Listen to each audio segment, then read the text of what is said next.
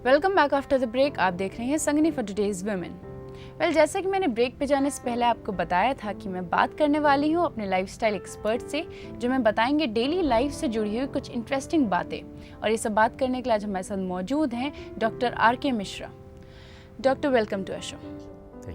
Doctor, आजकल mummy makeover का बहुत ज़्यादा क्रेज़ चला हुआ है, तो ये क्या टर्म है, इसके बारे में हमें कुछ बताइए।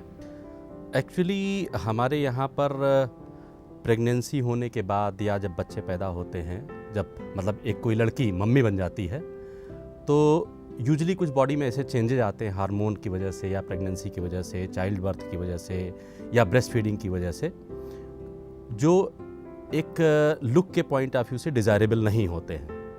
तो उनको फिर से ठीक करना, इसीलिए कुछ टर्म का इजाद हुआ कि मम्मी मेकओवर, मम्मी को फिर से ठीक से हम मेकओवर करके उसको अच्छी तरीके से, पुरानी तरीके से मम्मी भी रहें और साथ में पुरानी तरीके से सुंदर भी रहें, इसलिए मम्मी मेकओवर टर्म का इस्तेमाल हुआ। ये कोई ब्यूटी ट्रीटमेंट नहीं है, बेसिकली कुछ सर्जरीज़ का कॉम्बिनेशन है। कई तरह की इसके अंदर सर्जरियाँ होती हैं, तो उन कुछ सर्जरीज़ के कॉम्बिनेशन को मम्मी मेकओवर कहते हैं।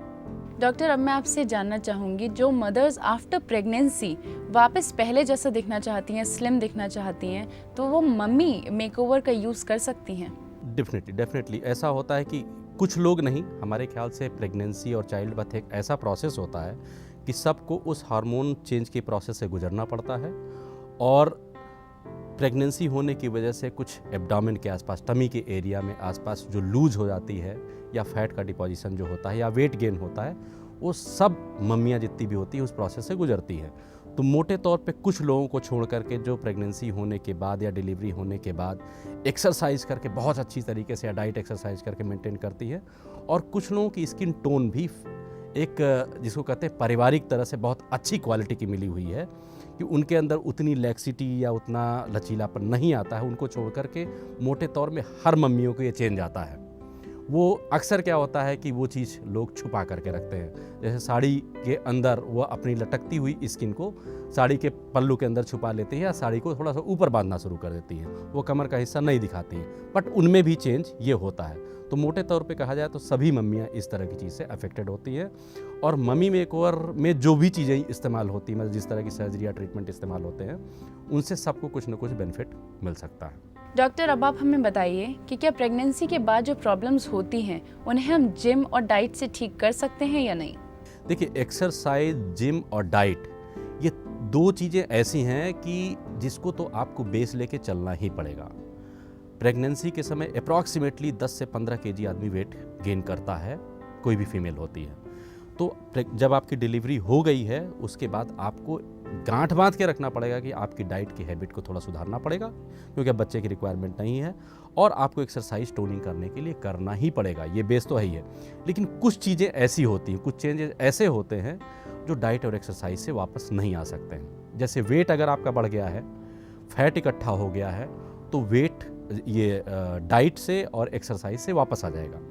लेकिन जो स्किन लूज हो जाती है, जो हैंगिंग कर रही है, मतलब जो कमर के हिस्से के पास की स्किन लूज होकर के लटक रही है, या ब्रेस्ट में यूजुअली जब ढीलापन आ जाता है, तो ये ढीलेपन वाली जो समस्या होती है वो किसी एक्सरसाइज या डाइटिंग से वापस उस तरह से कभी नहीं आ सकती है। तो यूजुअली ब्रेस्ट के लिए, ब्रेस्ट की रीशेपिंग के लिए या कमर की रीशेपिंग के लिए आपको सर्जरी का इस्तेमाल करना पड़ता है। डॉक्टर, जो आप सर्जरी के बारे में बता रहे हैं, तो मैं आपसे जानना चाहूँगी कि क्या ये सेफ़ है और कितनी सेफ़ है? देखिए, अगर मेडिकल फील्ड में जो सुपर स्पेशलिटी में जो प्रैक्टिस होती है, वही चीज़ें इसके अंदर रखी ही जाती हैं जो सेफ़ होती हैं। जो चीज़ अनसेफ होगी वो मेडिकल फील्ड में आएगी नहीं, कोई भी क्वालिफाइड पर्सन उसको करेगा ही नहीं।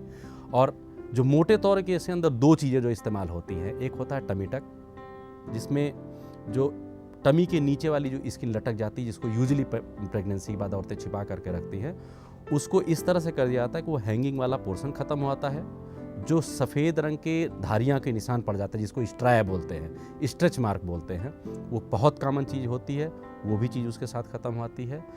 इसी तरीके से ब्रेस्ट के जो हैंगिंग ब्रेस्ट होता है या बहुत ज़्यादा लार्ज ब्रेस्ट होते हैं, उसको भी इसमें करेक्ट कर दिया जाता है, तो फिर से उनका शेप प्री मैरिज वाले या प्री प्रेगनेंसी वाले शेप में आ जाता है। अब मैं आपसे जानना चाहूँगी कि कितना टाइम लग सकता है कोई अगर मम्मी मेकओवर करवाना चाहता है, और कितनी सर्जरी इम्पॉर्टेंट होती हैं इसके लिए? एक्चुअली इसमें भी कॉम्बिनेशन होता है, ये हर आदमी के ऊपर डिपेंड करता है कि उसका वेट कितना है, डाइट एंड एक्सरसाइज को कितना वो अपने लाइफ में फॉलो कर सकते हैं। मोटे तौर पे आप मान के चलिए टमी टक करना ही पड़ता है, या ब्रेस्ट रिडक्शन, ऑगमेंटेशन या इसमें से कोई प्रोसीजर करने पड़ते हैं। बट अगर कोई आदमी एक्सरसाइज या डाइट से अपना वेट कंट्रोल कर लेता है तो लाइपोसक्शन की ज़रूरत नहीं पड़ती है। बट अगर आदमी थोड़ा सा आलसी है या डाइट और एक्सरसाइज से उतना ज़्यादा स्टिक नहीं करता है तो कभी कभी कुछ जगहों की लाइपोसक्शन भी करना पड़ता है। तो डिपेंड करता है आदमी का पैटर्न किस तरह से, कितना वो खुद भी कितनी मेहनत कर सकता है, उसके हिसाब से 1 या 2 सर्जरी का कॉम्बिनेशन इसमें लगाया जाता है। डॉक्टर, आजकल कल्चर में बहुत सारी चीज़ें आ गई हैं जैसे कि चाइनीज़ मसाजर, वाइब्रेटर, जिसके थ्रू वेट लॉस हो सकता है, तो ये कितना फ़ायदेमंद रहता है? देखिए, अगर आप जिम में या किसी भी जगह पर आप जा रहे हैं जहाँ पे एक्टिवली आप अपनी फिजिकल एक्सरसाइज कर रहे हैं, तब तो डेफिनेटली आपके लिए आपकी कैलोरी बर्न होगी, आपका वेट कम होगा। अदरवाइज जो मसाज या अलग अलग तरीके के मशीनें आ जाती हैं या वाइब्रेटर्स होते हैं, इन सब का उतना ही बेनिफिट है जैसे पुराने ज़माने में लोग उपटन लगा करके या घर के अंदर आप खुद भी कोई भी सरसों का तेल या कोई भी ऑयल लगा करके मसाज करते हैं। तो मसाज का इफेक्ट जितना भी होता है एक टोनिंग के लिए एक अच्छा सा फील होता है, बस उतना ही है। अगर आप एक्सरसाइज वहाँ पे नहीं कर रहे हैं तो ये वाइब्रेटर्स, मसाज, टक्स, जितनी भी चीज़ें हैं सब धोखा है, किसी भी तरीके से इनका कोई फ़ायदा नहीं होता है। अगर हम बात करें मम्मी मेकओवर की या फिर कोई और प्रोसीजर की, तो इससे हमारी लाइफ पर कितना ज़्यादा इफेक्ट पड़ता है और इसके कोई साइड इफ़ेक्ट्स भी होते हैं या नहीं? ये दोनों सर्जरी, जैसे टमी टक और ब्रेस्ट रिडक्शन की जो बात है, दोनों सर्जरीज काफ़ी सेफ़ होती हैं, लेकिन हैं सर्जरी। तो जब भी ये सर्जरीज होती हैं शुरुआत के 2 हफ्ते 3 हफ्ते के आसपास तक थोड़ा सा कुछ प्रिकॉशन लेना पड़ता है, जैसे बहुत हैवी वेट आप नहीं उठा सकते हैं या बहुत ज़्यादा हैवी एक्सरसाइज महीने भर के आसपास तक के लिए मना होता है। एक बार जहां आपके महीने 2 महीने के आसपास का टाइम गुजर जाता है तो आपकी घर की जितनी भी एक्टिविटी होती हैं, ऑफिस की जितनी भी एक्टिविटी हैं या किसी स्पोर्ट्स में अगर आप जाते हैं जो एक्टिविटी होती है वो उसी तरीके से होती हैं जैसे आपकी प्रेगनेंसी के पहले के लेवल की थी। तो आप फुल्ली एक्टिव होकर के अपना घर का काम, अपने ऑफिस का काम या स्पोर्ट्स एक्टिविटी में किसी तरह इन्वॉल्व है तो सब सारी चीज़ कर सकते हैं। किसी भी तरीके से कोई लॉन्ग टर्म कोई नुकसान नहीं होता, इनफैक्ट बेनिफिट मिलता है क्योंकि बॉडी का shape, balance, centre of gravity better हो जाती है तो आदमी का चलना फिरना, एक्टिविटी का जो लेवल होता है, एनर्जी का लेवल होता है वो बेटर होता है। दूसरी बात होती है कि अगर कोई चीज़ कॉन्फिडेंस, शरीर के साथ साथ अगर मेंटल कॉन्फिडेंस अगर उस चीज़ के आ जाता है तो आदमी की परफॉर्मेंस इनफैक्ट डबल हो आती है। तो ओवरऑल देखा जाए तो 2-3 महीने के बाद इसके जो बेनिफिशियल लेवल होता है वो काफ़ी अच्छा होता है। डॉक्टर, अगर कोई जानना चाहे कि उन्हें इस प्रोसीजर की ज़रूरत है तो वो ये कैसे पता कर सकता है? आइडियली इस तरह की चीज़ जानने के लिए आपको किसी न किसी स्पेशलिस्ट के पास जाना पड़ेगा एग्जामिनेशन के लिए। जैसे मैंने आपको पहले बताया कि मोटे तौर पे 3 प्रोसीजर इन्वॉल्व होते हैं, ब्रेस्ट के लिए, टमी के लिए और थोड़ा सा फैट रिडक्शन करने के लिए लाइपोसक्शन की। अगर आपको लगता है कि आप बहुत ज़्यादा ओवरवेट हैं तो आपको लाइपोसक्शन की ज़रूरत पड़ेगी। अगर आपका वेट मोटे तौर पे मेंटेन है, सिर्फ स्किन लूज होने की प्रॉब्लम है या सफ़ेद जो स्ट्राया पड़ते हैं, स्ट्रेच मार्क होते हैं, सिर्फ उसकी प्रॉब्लम है तो इसका मतलब सिर्फ टमी टक या ब्रेस्ट रिडक्शन की आपको ज़रूरत पड़ेगी। बट रिकमेंड हम यही करेंगे कि ये सब सारी चीज़ें अपने आप से आप किसी तरीके से डिसाइड नहीं कर सकते हैं, किसी स्पेशलिस्ट के पास जाना पड़ेगा, अपनी रिक्वायरमेंट बतानी पड़ेगी, उसके हिसाब से वो टेलर मेड करते हैं। डॉक्टर, आजकल हम एक बहुत पॉपुलर टर्म आई लिपो के बारे में सुन रहे हैं, तो आप हमें बताइए कि ये होता क्या है? देखिए, लिपोसक्शन एक प्रूव्ड, मेडिकल साइंस में प्रूव्ड एक सर्जिकल टेक्निक है जिसके थ्रू फैट सेल्स को एक्चुअली में सक्शन के थ्रू निकाला आता है। तो इसमें फैट सेल्स और फैट सेल का वॉल्यूम फिजिकली इसके अंदर निकलता है। अगर आप न्यूज़पेपर और उसी मीडिया में आके बात सुनेंगे तो आपने देखा होगा an alternative to liposuction I lipo करके लिखा होता है। एक्चुअली में क्या होता है, सर्जरी से मोटे तौर पे लोग, हर आदमी का थोड़ा सा टेंडेंसी होती है कि उसे डरता है कि सर्जरी हमको ना करानी पड़े, जबकि लाइपोसक्शन सर्जरी बहुत सेफ होती है, बहुत छोटे छेद से की जाती है और सुबह आदमी आता है, शाम तक घर चला आता है। लेकिन एक डर की वजह से आदमी नहीं कराता। इसी चीज़ की बेनिफिट कुछ कंपनियां या कुछ लेजर कंपनियां उठाती हैं और तरह तरह के प्रोडक्ट बना के मार्केट में लॉन्च करती हैं। तो चूंकि मोटे लोग होते हैं जिनके पास पैसा होता है तो वो कुछ पैसे खर्च करने में उनको तकलीफ नहीं होती है। दूसरी बात, आप अगर एडवर्टीजमेंट में उनके जाएँ तो आप देखेंगे कि उसके अंदर लिखा होता है कि समथिंग टाइप के लेज़र लगाने के बाद वो फैट गला देंगे, लेकिन वो फैट तभी निकलेगा जब उसके बाद आप आधे घंटे 1 घंटे एक्सरसाइज करेंगे। कोई भी मेडिकल साइंस में किसी भी बुक में आप पढ़िए या किसी भी मेडिकल साइंस वाले आदमी से पूछिए कि एक्सरसाइज करने से कोई भी फैट गलने के बाद किडनी का रास्ता नहीं देखता है। तो जो एक्चुअल में वेट लॉस होता भी है अगर उनका, तो वो सिर्फ उस चीज़ से होता है कि जो उसके बाद एक्सरसाइज करते हैं।